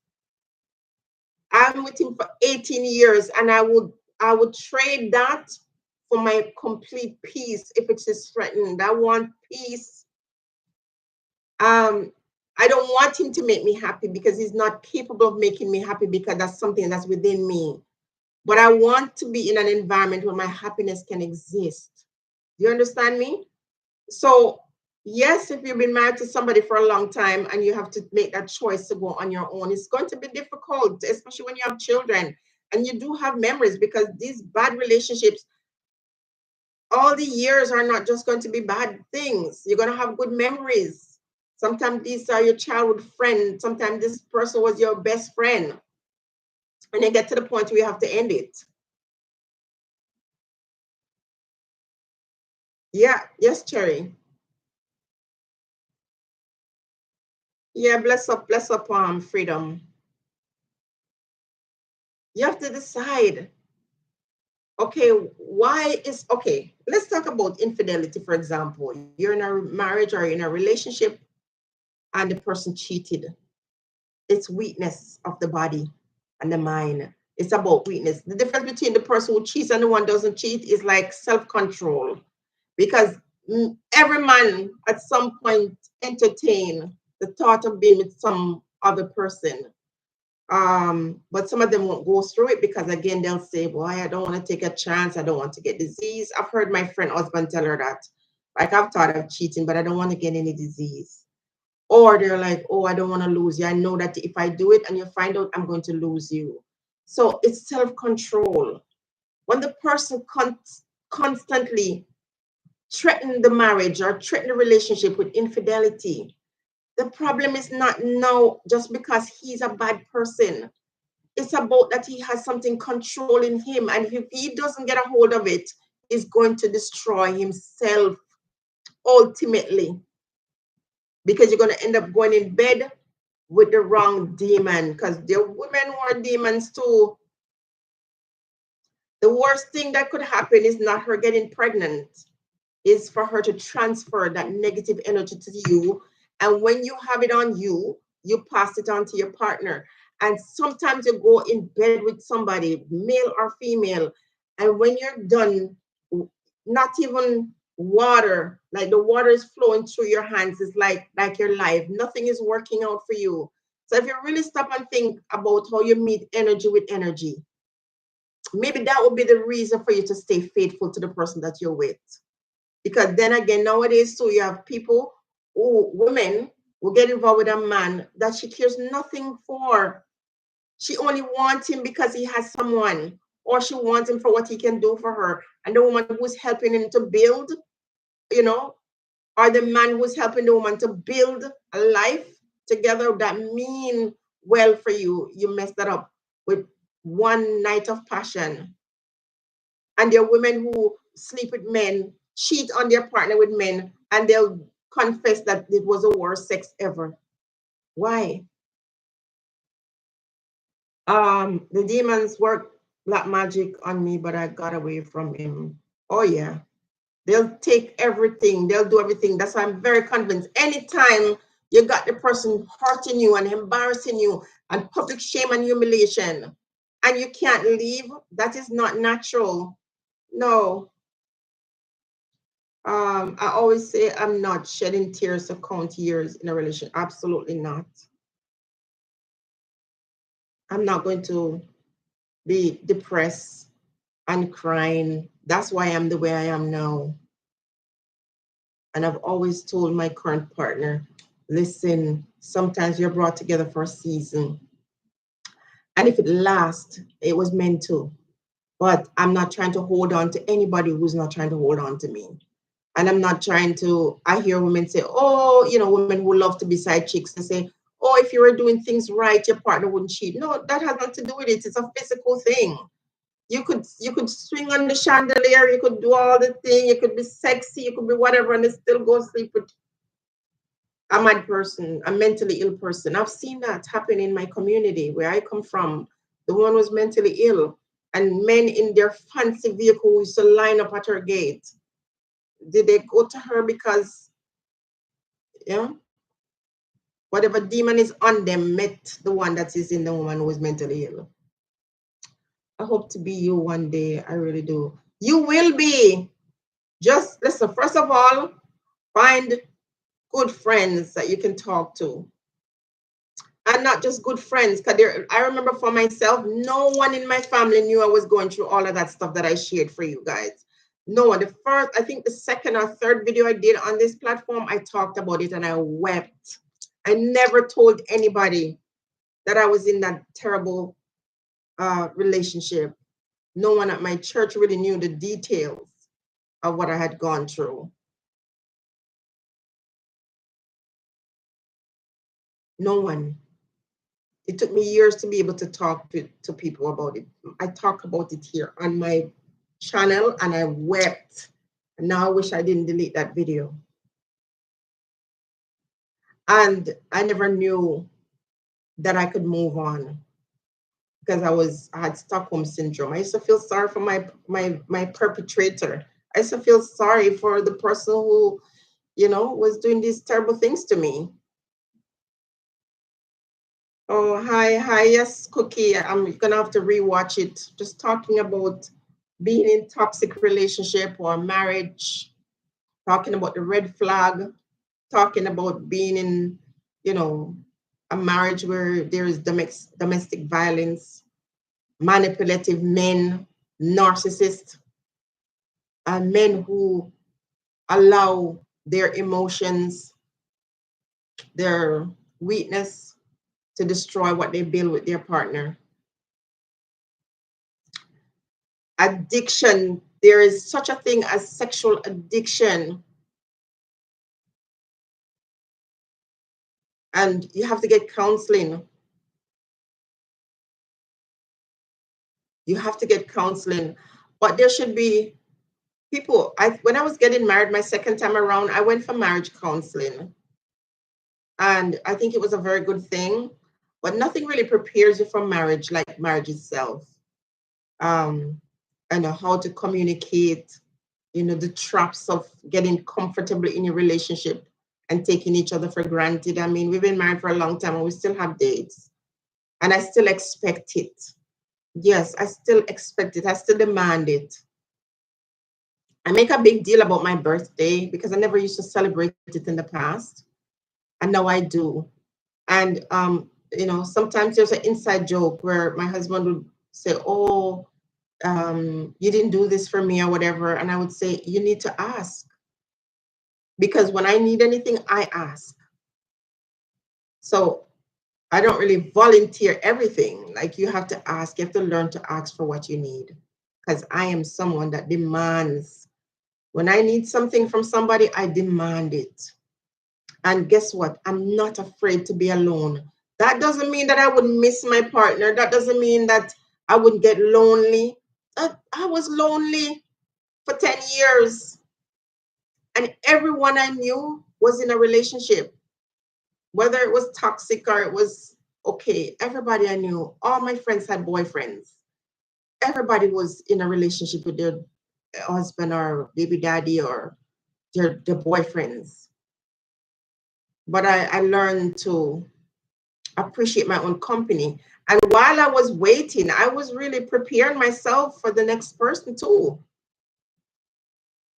So that when he came and found me, he would find me doing the things that I want to happen to me and for me. I was taking care of myself. Angela, listen, you have to tell yourself that you deserve more and better. Yeah, whatever it is you're going through, as Ashley says, yes, God is in control. But listen, there are times when we're waiting for God to do for us what we can do for ourselves. God didn't deliver me from things. The Spirit showed me all that I needed to see about what I was dealing with. But ultimately, when I decided to go, there was no, it's not that there wasn't any protection. I still had to go through a lot of things. I still had to live in fear. I still lived in fear. But yes, there was a guiding hand. There was a lot of close encounter. And this person didn't end up hurting me and eventually was no longer my enemy. He's no longer in the land of the living. He passed away, what, maybe a year or two now. But it was a terror. It was a terror in my life. I didn't deserve that because I gave him so many chances. He couldn't be the person I wanted him to be, or I deserved. And I would have accepted him as a friend. That's what I wanted. But my friend, my older woman friend said, "What are you doing? You're going to have to cut ties. There are times when you're going to have to make up your mind to cut ties and leave." When I say leave, if your life is threatened, when it comes to domestic violence, it's a no-no for me. We must take control of ourselves and love ourselves more than a man. Cherish ourselves and stop being a man, a doormat for others, men include. Of course. And stand up as a woman and say, okay, this is where I draw the line. Because people will do what you allow them to do. This is where I say, okay, you've done this thing, and I found forgiveness in me. This cannot happen again. If it does happen again, I'm going to walk. Or this is my threshold. No physical violence. We can argue, we can have disagreement. I don't even like the malice thing. Like if I was to be in an argument with my partner and he goes through the day and he doesn't talk to me and he's okay with not talking to me, I would have a problem with that. Because I don't think it's right to stay in that situation where you're not talking. I've never really been in that situation where I can say I'm not talking to you, but he would want to talk. Because the only way to work it out is if you actually talk. Yeah, sometimes you gotta give each other a break. You gotta. I'm the type of person when I'm upset, I go for a walk. Don't talk to me, don't touch me, don't say anything. I'm going for a walk. But when I come back, I usually feel better. Looking back, do you forgive him or do you still feel angry towards him? Oh my gosh, no, that's a very good question, Angela. Because for a while I thought I forgave him because he was sick and I did things behind the scenes and he didn't know I did it to help him. So I thought that was forgiveness. But when he died, oh my, a ton of things flooded. I feel like I hated him. He died.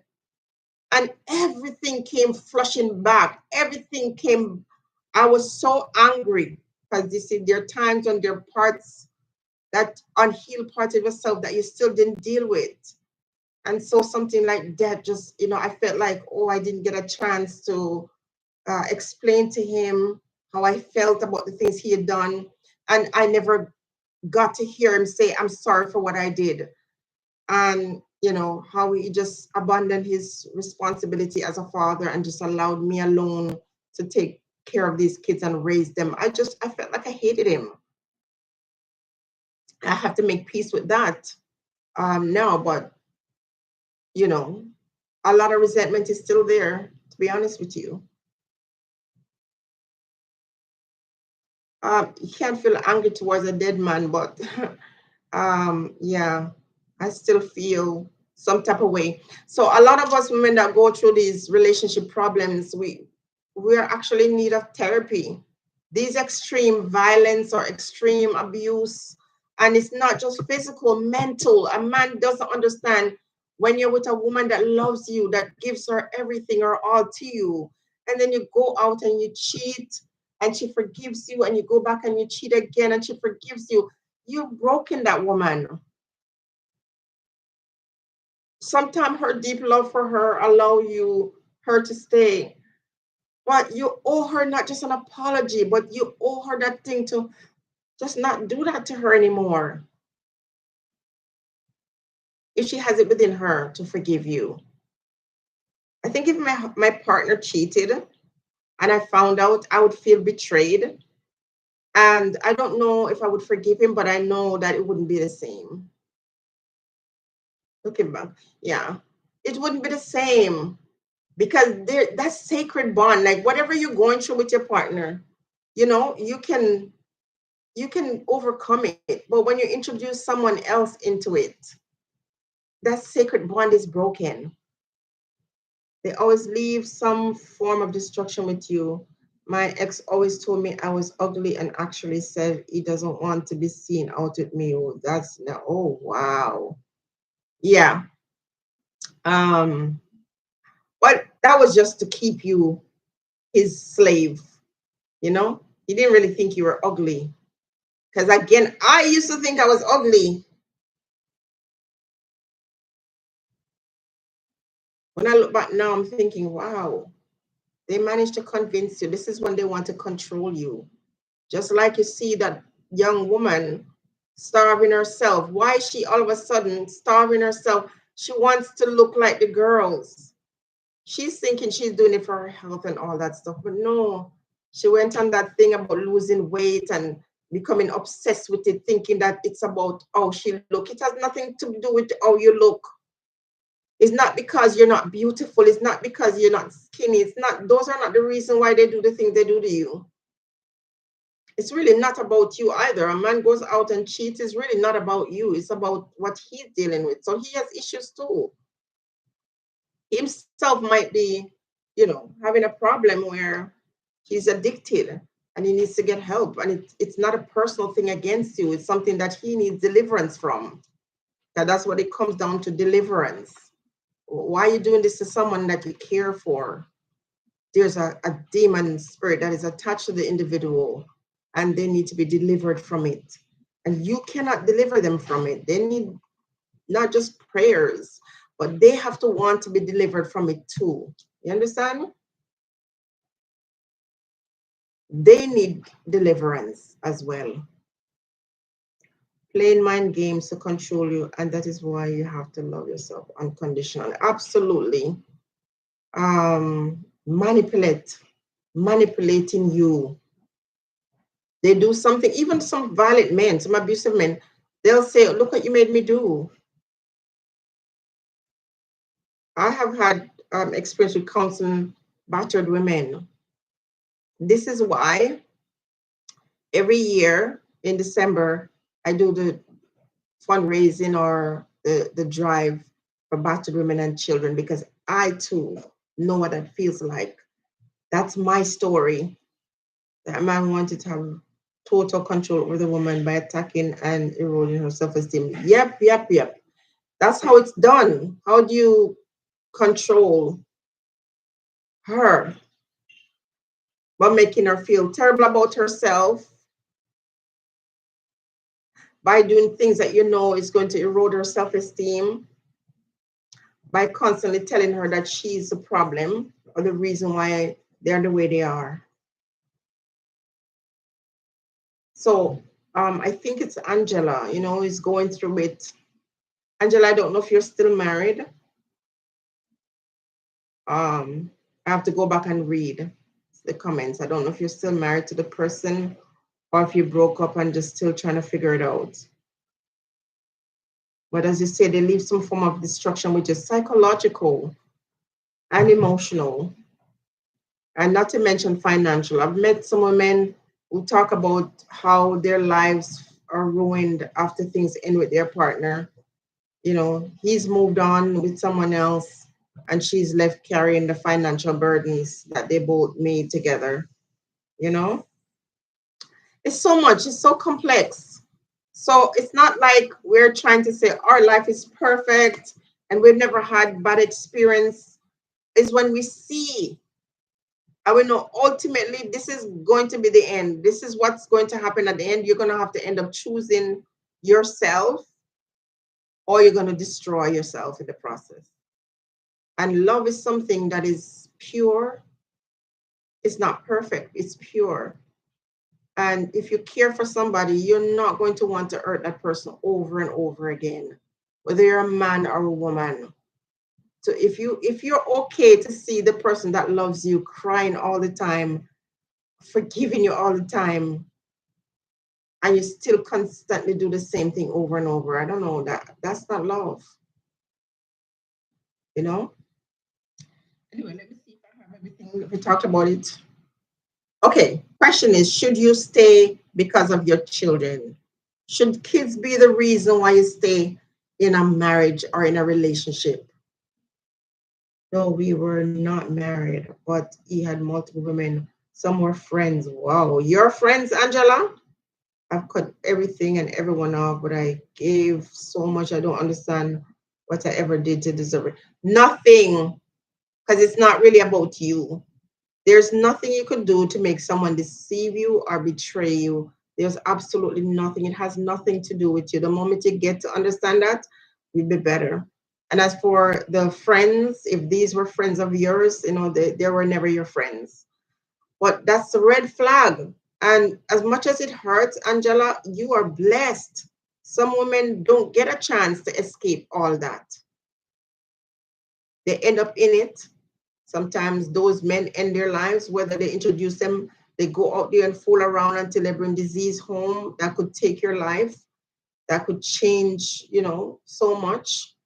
Um, you're actually one of the lucky ones. Do you think there's a spiritual component to this? Absolutely. I noticed that victims of DV are empathetic, almost like the demons in the abusers target empaths as a form of warfare. Listen, the Bible says we wrestle not against flesh and blood, but principalities and rulers of dark places or whatever. I'm paraphrasing here. So you see, once you are a light, you're a light. I think there's a thing in the Bible that says when you light the candle, it's visible for others to see. So when there's a certain light on you, it is going to attract darkness, believe it or not. And people who are bad energy, they will be attracted to good people. No staying because of children. That's a mistake when we make. Absolutely. Staying for the kids for what? A lot of times when you think the kids don't know what's happening, they do know what's happening. And sometimes they're angry because you didn't leave. They look at you like you're weak. But unfortunately, sometimes they repeat the same pattern of their parents, of their moms. They'll resent you for not leaving, and then they'll end up with people that are doing the same thing to you that their father, their stepfather did. There is definitely a spiritual component. Okay. Yeah, because guess what? Demons try to attach themselves to good people. And what they're trying to do is to take from you, destroy that light in you. So there are men who see good women. This is the thing I just don't get. You see a good woman and you pursue her, you chase after her for years. And when you get her, you just dump her or you treat her so badly because you're trying to destroy the light in you. If you're a man and you're listening and you're constantly doing these bad things to the person that you claim you love, check yourself and say to yourself, am I going to allow myself to be used against this woman that loves me? I'm going to allow the demon to use me against her. Don't allow yourself to be used. Don't, because that's what's happening to you. And if you're with someone and you don't love her, go away. She'll get over it. Leave her so she can have peace. Not necessarily, and not just have peace. You don't want her, so go away so she can find someone that loves her unconditionally. And if you're a woman, you don't want the man, you don't love him, leave him alone, leave him. Sometimes a man or woman leaving is not the worst thing that could happen to you. Sometimes staying is. Just you're not happy with the person, you don't love the person anymore, just go away and leave them to love themselves, to learn, because ultimately, no matter how hard it seems, you will learn to love yourself. Because guess what? No two persons are tied together, are bound together for life. Because guess what? One of you are going to go before the other, unless you were in some kind of accident and you go at the same time. But if no matter how you love somebody, when they go, you will carry on. You will live. So what reason do you have for tying yourself down on somebody that you're going to ill treat or abuse? Or what reason do you have to stay in a situation where you clearly see the person has no regard for you? And that person might not just be trying to hurt you. That person doesn't love him or herself. They just don't know how to love you. They're unable to because they don't know love. And we come from a society where a lot of us grew up in households where nobody ever told you that they love you. Nobody ever hugged you. Nobody ever showed you anything except their idea of love is just abuse. So it's hard for these individuals to really learn to love anybody. Okay. And the church needs reconstruction. The old thing about telling people that they must stay together in relationships that are terrible is not a good thing. It costs a lot of people their lives. And some people, after they're done in a relationship, they're mentally ill because you're with people who don't know how to love themselves, let alone how to love you, you know? Anyway, oh my goodness, it's almost 2 hours. We will come back again and we'll approach the topic from a different side. I shared my own story. There's no shame in my game. You know, there's some people, when you share your story with them, they think they can use it to throw it in your face. No, I shared my story. That was, I spent 10 years single and then I was married for 18 years. That's 28 years ago. I'm over it. You know what I mean? I still share my story because there are other people going through it. There are people listening here who are in situations where they want to go, they want to end their relationship, and they don't have the courage. They're afraid. Some women are afraid. And I'm going to tell you also, if you're with an abusive partner, you have to be very strategic on how you end it. You can't just get up and say, I'm going to leave you and I'm packing up your things and leaving right away. Not everybody's going to allow you to leave. A lot of women end up losing after they leave. I've had that conversation before to say, people say, why don't you just leave? It's not that easy, especially when you have kids. It's not easy. And I also say to women who sometimes their partner, make a mistake and stray, I always say, sit and talk it out, because at some point you have to understand that depending on what happened, um, if you forgive and you do so for your child, you think about your kid. So we don't stay in relationship because of kids, but at the same time, depending on your situation, you still have to factor in it's not about you, it's about your kids. So if you're going for safety, if you're leaving, it's about the kids. And if you decide to stay, it could be about the kids too. So you have to, you have to weigh it. I'm not going to stay in an abusive situation because of my kids. That doesn't make any sense. But I'm not going to encourage someone to leave their relationship because the husband cheated, because they're, it varies and it's an independent decision. Yep, yes, Cookie. Yes, they don't know how to love you, but they don't want to see anyone else love you. And that is the thing that is so unfair and very scary, if you ask me. I can't love you, but I don't want anyone else to have you. That is selfish. And any person who really loves you and they know they mess up and you leave, they would never threaten you. They would love you too much. A man who loves you will never threaten your safety because you choose to leave. If anything, he'll bid his time and try to win you back. But if he's going to threaten your life and your safety, that's not love. Yeah. Anyway, guys, thank you so much. Almost at the 2 hour mark. Thank you, Janet, for coming by. Cookie Mama, Andrea, Angela. You know my email address. If not, we can continue this conversation on WhatsApp privately if you wish. A very good listener if you want me to listen, just someone to talk to. Freedom Wife, thank you so much for joining me and thank you for the gift. Angela, I feel I understand your story. You're not destroyed. Again, you have to change your language. Whatever you say, you become. If you say I'm destroyed, you are. You're not destroyed.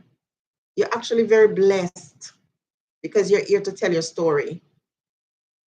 For a long time, I felt like my life was destroyed because I had an idea of what I wanted for myself. I want to be with one man, want to have all my children. Who's this? Someone gave me a donation.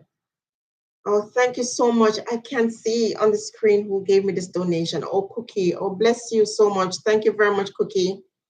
Yes, I felt like my life was over. I felt like, oh my gosh, now I'm a reject. And I remember telling one of my church brother that the reason why I'm going back to my husband was because I wanted more kids. I was 23 years old when I had my first child. I want more kids. And the church says I won't be able to get married again. And he says, why are you making it sound like your husband is the only one with a penis? When I think about it now, it's so funny. I just couldn't imagine myself being with someone else. Um, because being a Christian, number one, and my idea of how I wanted my life to be, with this one partner. Yeah. Um, just the one man, the stigma that's attached to women who have children with multiple partners, the prejudice that come from that. I was thinking, oh no, if I get with another man, I'm going to be having these patchwork kids. That's what I was telling myself. That's the prejudice I had because of, how I see they deal with people with different kids. But you're better off being by yourself or being alone with your children than just being in a situation where you're not honored. If the person cannot honor you, then you're going to have to honor yourself. You understand? If the person cannot love you, you have to love yourself, because when we're asking someone to love us and we don't love ourselves, that's when the abuse is allowed to continue. You know what I mean? Yeah. Anyway, I'm not seeing the chat. I don't know what happened up here. Oh, I'm going to type something here.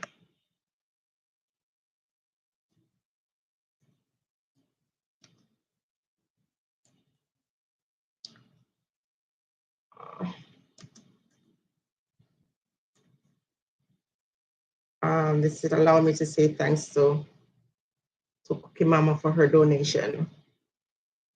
Guys, you guys are sticking around. Any questions? Anyone with any questions? Because you guys are not moving, even though we're almost done. Sometimes I'm better Sometimes it's better than being left with nothing. Loneliness is a heartbreaking thing. I know. I hear you.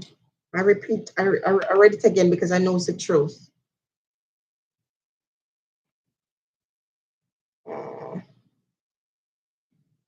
Like I said, I spent 10 years as a single person. And after 6 years of being a thing, I started to entertain the idea of, dating. I meeting other people. And it was very scary, to be honest with you. Very, very scary. When I got involved with my current partner, I don't know. I was so terrified at first. I took a chance, and I'm going to be honest. Like when I look and see some things and hear some stories, what I know now, I probably would have been afraid to take that chance. But at the time, bless you, bless you, bless you so much. Thanks.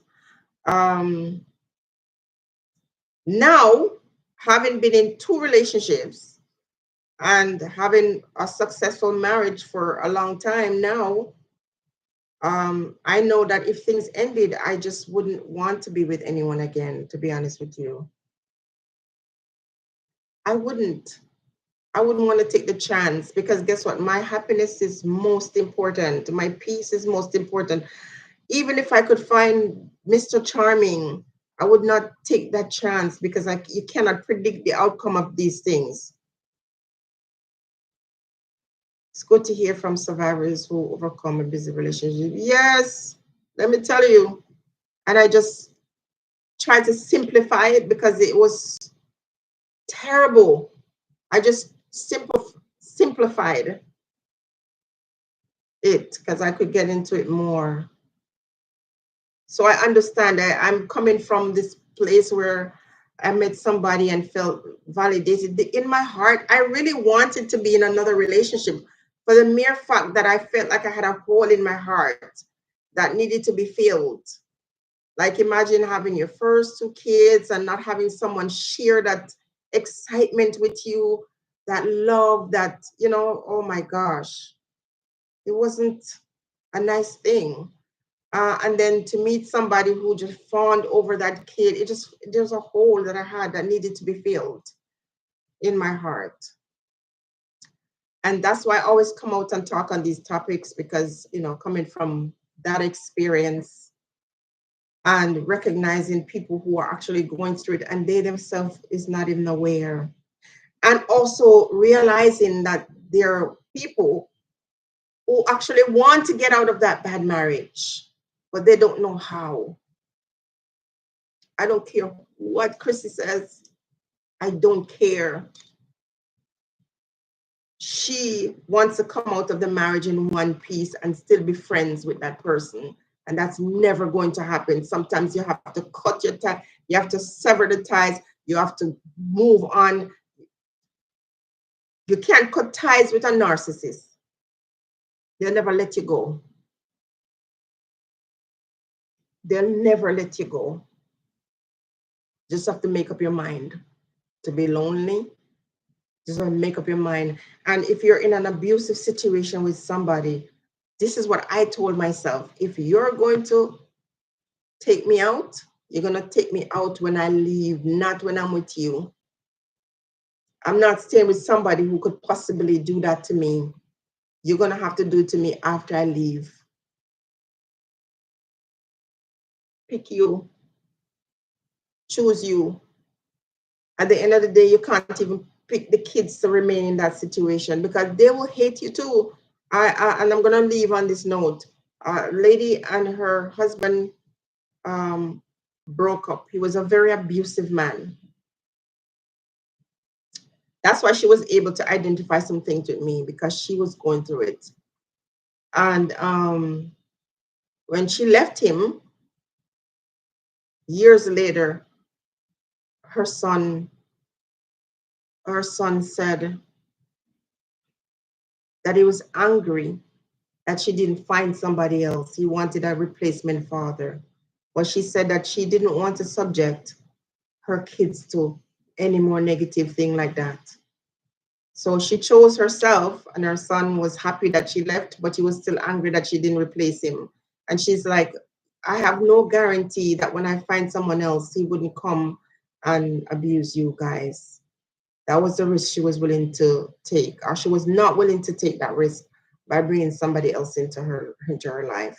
And we can't judge women who say, you know what, as long as my kids are young, I'm not going to bring anybody else into their life. That's a choice that they're making, and we have to respect it because it's a real, you know, possibility that you could bring someone to harm your own offspring. All right.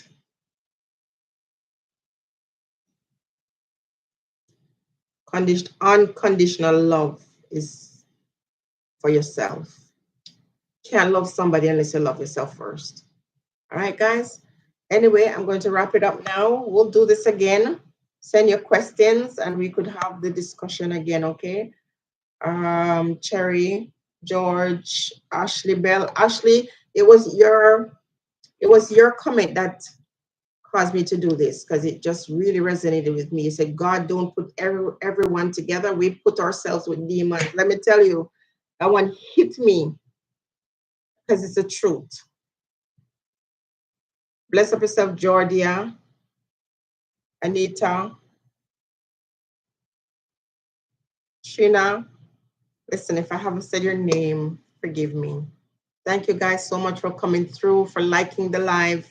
Thanks for your donation, guys, for the super chat. And we'll do this again. And talk to me in the comment section. I'm going to keep the live up. Talk to me some more, okay? And stay blessed. Have a good night, everybody. If I remember how to shut this off. Okay.